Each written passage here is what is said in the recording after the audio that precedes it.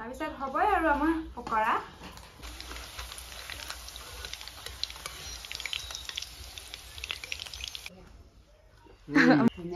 Hello' নমস্কাৰ আশা কৰিছোঁ আপোনালোক সকলো ভালে আছে আজি লৈ আহিছোঁ আকৌ এটা ৰেচিপি আজি খাম আমি কিমা চিকেন পকৰা খাম তো এতিয়া বনাবৰ কাৰণে লৈছোঁ মাও আজি ওলাইছে মা আজি মোক সহায় কৰি দি থাকিব মই বহুত আগতে বনাইছিলোঁ তাৰপিছত আজি আকৌ বনাবলৈ লৈছোঁ গতিকে ধুনীয়াকৈ চাব ইমান ভাল লাগে দা ভাল পাওঁ মই বিৰাট বেছি ভাল পাওঁ চিকেন পকৰা খাবৰ কাৰণে তো এতিয়া মই কেনেকৈ বনাওঁ মানে চিম্পলকৈ বনাম আৰু তো ধুনীয়াকৈ বনাওঁগৈ বোলা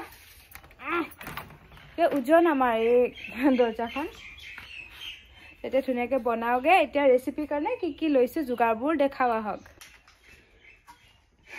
আজি ৰেচিপিত মই লৈছোঁ পিঠাগুড়ি এইফালে লৈছোঁ গৰম মছলা আৰু পিঁয়াজখিনি খুন্দা লৈছোঁ আকৌ লৈছোঁ ইয়াত ধনিয়া গুড়ি এইফালে আকৌ আদাখিনিও খুন্দা লৈছোঁ আকৌ এইফালে নহৰুখিনিও খুন্দা লৈছোঁ আকৌ এইফালে ধনিয়া পাত লৈছোঁ যিহেতু ধনিয়াৰ বতৰ গতিকে ধনিয়া পাত লৈছোঁ আকৌ এয়া হ'ল জিৰাখিনিও খুন্দি লৈছোঁ আকৌ এইফালে ৰেড চিলি লৈছোঁ জলকীয়া গুড়ি কেঁচা জলকীয়া আকৌ এয়া লৈছোঁ মই বেচন তাৰপিছত এইফালে কণী দুটা লৈছোঁ ৰিফাইন তাৰপিছত নিমখ আকৌ লৈছোঁ এয়া হালধি তাৰপিছত মাংসখিনি দেখুৱাইছোঁ ৰ'ব এইফালে মই বনাওঁ তো প্ৰথমতে মাংসখিনি বইল কৰি ল'ম ব্ৰইলাৰ মাংস এটা বইলে কৰি ল'ব লাগিব তেতিয়াই ভালকৈ সিজি উঠিব তো প্ৰথমতে মই মাংসখিনি বইল কৰি ল'ম ভালে লৈছোঁ ব্ৰইলাৰ মাংস এতিয়া মাংসখিনি অকণমান সৰু সৰু কৰি লওঁ কিছুমান মানে বহুত ডাঙৰকৈ আছে এয়া দেখিছে নহয় একদম ঢেৰ ডাঙৰ মানে সেইকাৰণে এতিয়া মই অকণমান এই জইলবিলাক মানে কাটি দিব লাগিব গতিকে সৰু সৰু কৰি লৈছোঁ দেই ইমানো সৰু নহয় আকৌ পকৰা অকণমান ডাঙৰ ডাঙৰে ভাল লাগে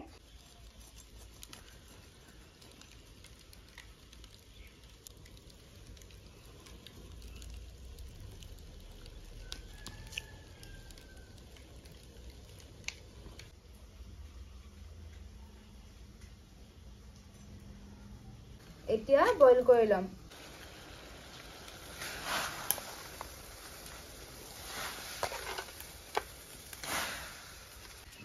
অকণমান এতিয়া মই ইয়াতে নেমু চেপি দিম কাৰণ মই ভিনেগাৰ ইউজ কৰা নাই যদি ভিনেগাৰ থাকে ভিনেগাৰ দি দিব এতিয়া মই দি দিছোঁ ইয়াতে নেমু অকণমান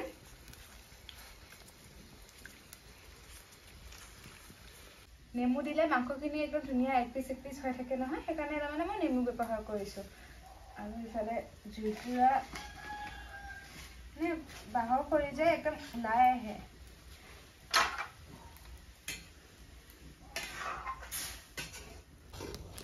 আৰু এতিয়া অকণমান হালধি দি পিনে বইল কৰি ল'লোঁ গতিকে এইফালে এতিয়া ৰাখি ল'লোঁ প্ৰায় 5-6 মিনিটমান বইল কৰি লৈছোঁ তাৰপিছত এতিয়া ওলাই ৰখা হৈছে হৈ গ'ল অকণমান হালধি দিয়াৰ কাৰণে এনেকুৱা হৈছে কালাৰটো আৰু এতিয়া মাংসখিনি অকণমান লাৰিব পৰাকৈ মানে ঠাণ্ডা হ'ব দিছোঁ তাৰপিছত এনেকুৱাকৈ এখন সানিব পৰা বাচন এখন লৈ এতিয়া লৈ লৈছোঁ তাতে মাংস গোটেইখিনি এতিয়া মছলাবোৰ সানি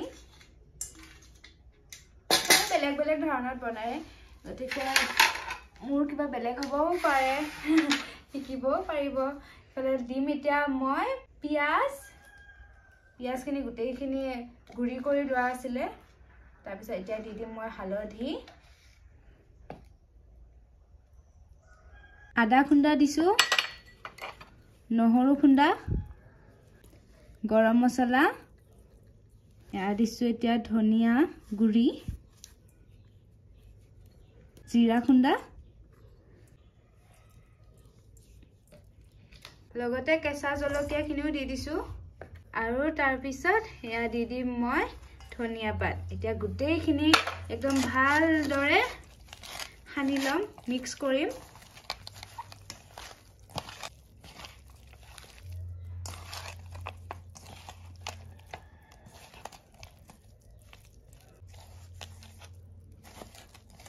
মিক্স কৰাৰ পিছতে এতিয়া দি দিছোঁ মই বেচন তাৰপিছত দি দিম এতিয়া চাউলৰ গুড়ি মানে পিঠাগুড়ি তাৰপিছত আকৌ দি দিম ইয়াতে মই সেয়া জলকীয়া গুড়ি আকৌ কণী দি দিম কণী দুটা লৈ লৈছোঁ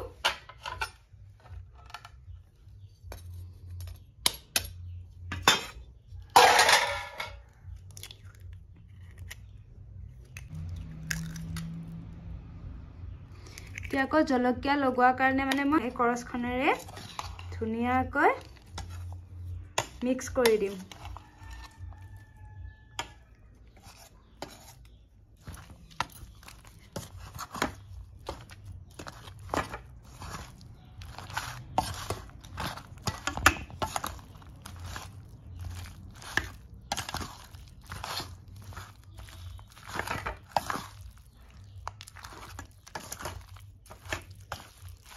অকণমান ৰিফাইন ব্যৱহাৰ কৰিম।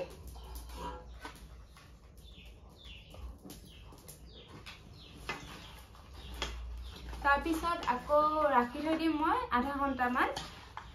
তাৰপিছত হ'বই আৰু আমাৰ পকৰা। এতিয়া আকৌ মই ভালকৈ মিক্স কৰিছোঁ।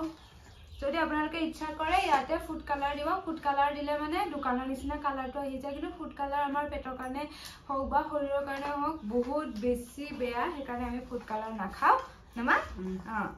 গতিকে আপোনালোকেও যদি ইচ্ছা কৰে জানিও তেতিয়া খাব পাৰে। এতিয়া মই আধা ঘণ্টা এনেকৈ ৰাখি থৈ দিম। তাৰপিছত বনাম আৰু ইফালে নমা। এতিয়া আধা ঘণ্টাৰ কাৰণে মই ঢাকন দি পিনে ৰাখি থৈ দিম। আৰু এতিয়া আমাৰ এই দুখন চাটনি দেখাই দিওঁ। এয়া মই বনাইছিলোঁ টমেটো চচ। টমেটো চচৰ কাৰণে 2টা বিলাহী দিছোঁ, তেলত ভাজিছোঁ। ভাজি পিনে তাতে অকণমান চেনি দিছোঁ, অকণমান নিমখ দিছোঁ। তাৰপিছত ভালকৈ ভাজিছোঁ তেলত। অকণমান আদাও দিছোঁ, মানে বিলাহী গোন্ধটো যাবৰ কাৰণে। তাৰপিছত এয়া হৈ গ'ল আমাৰ এতিয়া টমেটো চচ। আৰু এইফালে মই বনাইছোঁ জলকীয়া চাটনিখন। বেছিভাগ শুকান জলকীয়াৰে বনাই, মই কেঁচা জলকীয়া বনাইছোঁ, সেইকাৰণে পদিনা দিয়া নিচিনা কালাৰটো আহিছে। ইয়াতে পিঁয়াজ দিছোঁ, নিমখ দিছোঁ, জলকীয়া, নহৰু দিছোঁ, তাৰপিছত আদা দিছোঁ আৰু দিছোঁ ইয়াতে নিমখ। তাৰপিছত এতিয়া পেষ্ট কৰি হৈ গ'ল আমাৰ এতিয়া জলকীয়া চাটনিখন। এতিয়া বনাবৰ কাৰণে ৰেডি কৰি আছে মায়ে, ইয়াত জুইকুৰা লগাই আছে।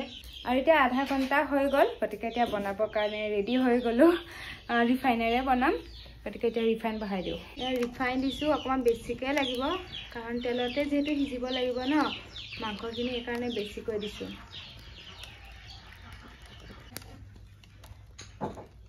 আধা ঘণ্টাৰ পিছত সেয়া আমাৰ মেৰিনেট কৰি থৈ দিয়া মাংস। এতিয়া এফালে তেলো গৰম হ'ল। এতিয়া ধুনীয়াকৈ এটা এটাকৈ বহাই দিম।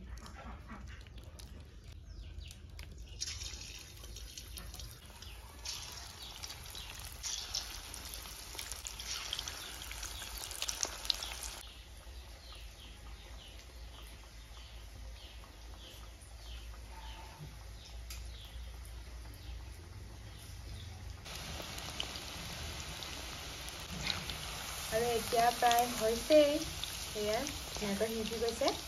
সেইফালে থৈ দিয়া।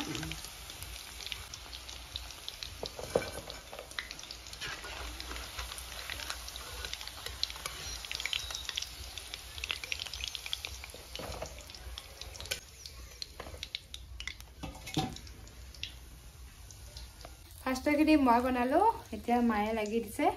মাও বোলে বনাই চাই অকণমান অকণমান সহায় কৰি দি আছে মোকো। ইংলিছ খাদ্য বেছিখিনি বনোৱা হ'ল মা। এতিয়া আকৌ কেইপিচমান ৰাখিছোঁ। এইখিনি মানে দেউতাৰ ৰাতিহে হৈ যায় আহি পাওঁতে, সেইকাৰণে মানে দেউতাৰ কাৰণে থৈ দিছোঁ। নহ'লেবা এতিয়া বনাই থৈ দিলে গোটেই একদম ঠাণ্ডা হয়, একদম খাবলৈ একো সোৱাদ নোহোৱা হৈ যাব। সেইকাৰণে দেউতা আহিলে দেউতাৰ কাৰণে এইখিনি বনাই দিবৰ কাৰণে ৰাখি থৈ দিছোঁ। আৰু এতিয়া এইখিনি হ'বই, এইখিনি হৈ গ'ল।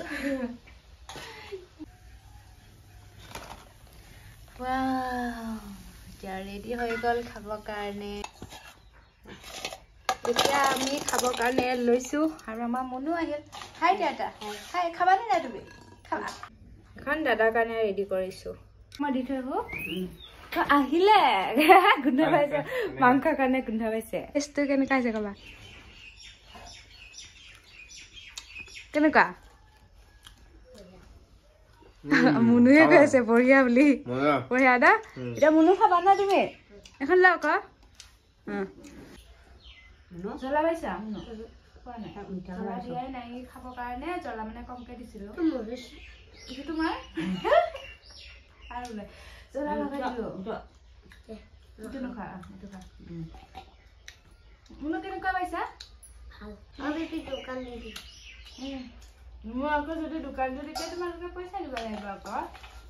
দিবা নাই পঠাই দিবা আৰু টংলাত দিবি তৰকাৰী টংলাত দিম ভাল মাংস আছে এইটো পিছ খাব যে এইটো পিছত ভাল দিছো না খাই দে